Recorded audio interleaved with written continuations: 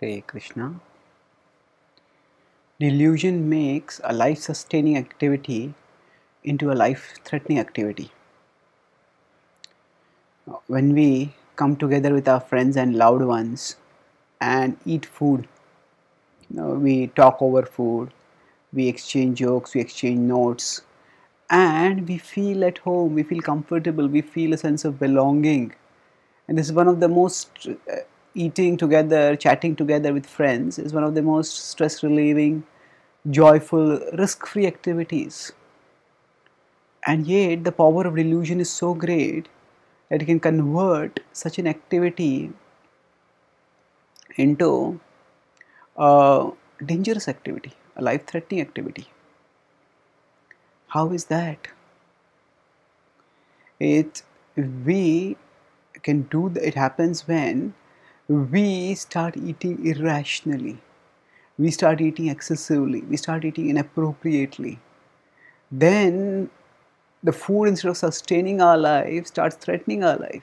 Today, actually, obesity is a serious issue in the world, and obesity is one of the top causes of preventable disease and death. Even, of course, obesity can lead to diabetes. It can aggravate heart problems. It can aggravate back problems. And obesity is just one issue. If we eat inappropriate food, so many other problems can also come up. And thus, the food that we eat, that is meant to nourish us, but when we eat the wrong kinds of food, we eat it in the wrong quantities, then it can, instead of nourishing us, it can damage us. And sometimes, if we are associating with the wrong kind of people, then by association of those kind of people, they impel us to eat the wrong kinds of food.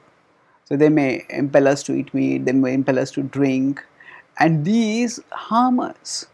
So the commensality is the act of eating together. So now, actually, that instead of nourishing, relaxing us, can actually endanger us more. Although we feel relaxed, we are inviting danger. We are literally putting danger into our mouth.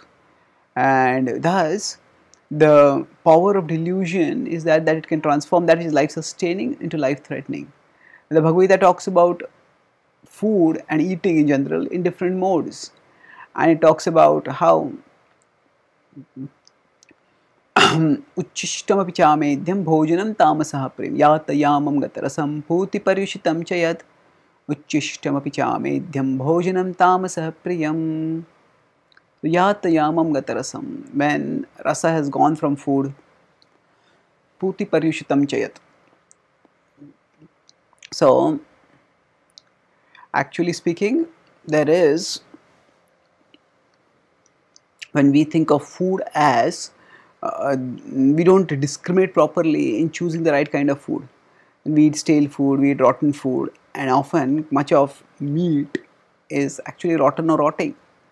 It may not seem rotten or rotting, but by the time it digests, it goes into our food and it digests, it rots very quickly. The human digestive system is more tuned for herbivorous food, and when we eat food which is meant for carnivores, it rots very quickly in our body long before the body has processed and digested, and thus it affects us adversely.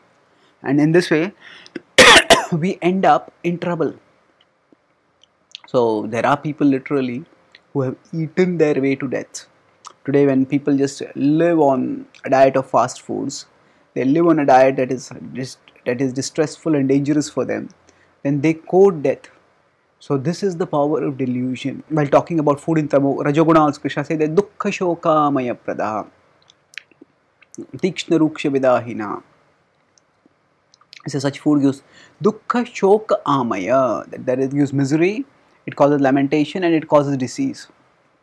So in contrast, if we turn our consciousness towards God, we learn how life's purpose ultimately is to link with God, to love God, and how eating can be an activity that bonds us with Him and bonds us with others in relationship with Him.